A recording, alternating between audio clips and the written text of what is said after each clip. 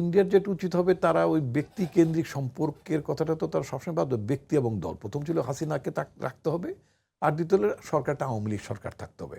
এখন যদি আবার ধান্দা থাকে যে আবার হাসিনারে ফেরত পাঠাবো বা আওয়ামী লীগের পুনর্বাসন করব, that would be very wrong policy of India.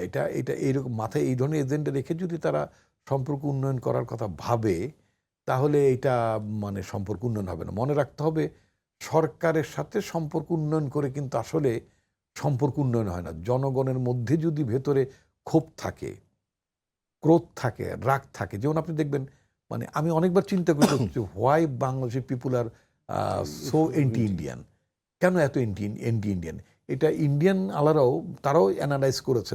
আমি হাসিনা পালানোর পরে মানে I have seen so many videos, ওখানকার ইউটিউবাররা যেটা কন্টেন্ট ক্রিয়েট করেছেন, তারা বলেছেন যে বাংলাদেশের লোকরা এন্টি ইন্ডিয়ান, বাট তারা খুব পজিটিভ আউটলুক থেকে না দেখে তাদের বক্তব্য, আমরা তোদেরকে খাইয়েছি, তোদেরকে আমরা পড়িয়েছি, তোদেরকে আমরা আশ্রয় দিয়েছি, তোদের স্বাধীন করে দিয়েছি, তোদের হাতে একটা দেশ দিয়ে দিয়েছি, তোদের হাতে একটা মানচিত্র তুলে দিয়েছি, তোদের হাতে একটা জাতীয় সঙ্গীত তোদের মুখে তুলে দিয়েছি, সব করে দিয়েছি, তারপরে তোরা কত বড় নেমক হারাম, তোরা ভারতের বিরোধিতা করিস। এইভাবে দেখাটাই হচ্ছে ইন্ডিয়ার সবচেয়ে বড় ভুল।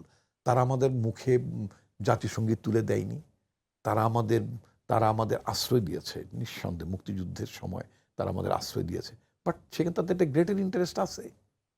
পাকিস্তান দুর্বল হলে তার পার্মানেন্ট এনিমি যে পাকিস্তান, এখন নানান ফ্রন্টে পাকিস্তানের মাঝে মধ্যে ঝামেলা, বছরখানেক আগে একটা ঝামেলা হলো, যার জন্য পাকিস্তানের আর্মি চিফ ফিল্ড মার্শাল পেয়ে গেল, মানে উপাধি পেয়ে গেল নাকি। তো এর আগে একবার আইয়ুব খান ফিল্ড মার্শাল পাইছিল।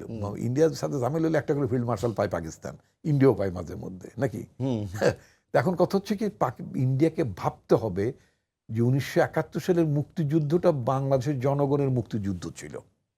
Fundamentally India have to endorse it, admit it, স্বীকার করতে হবে, ভাবতে হবে, মনোজগতে ঢুকাতে হবে যে 71 সালের মুক্তিযুদ্ধটা এই দেশের জনগণের মুক্তিযুদ্ধ ছিল। তাদের ভাবতে হবে এই দেশের স্বাধীনতাটা এই দেশের মুক্তিযোদ্ধারা এই দেশটাকে স্বাধীন করেছে, ফাইন। তাদেরকে মাথায় রাখতে হবে যে 1971 সালের 16 ডিসেম্বরের বিজয়টা বাংলাদেশের বিজয়, বাংলাদেশের জনগণের বিজয় হয়েছে।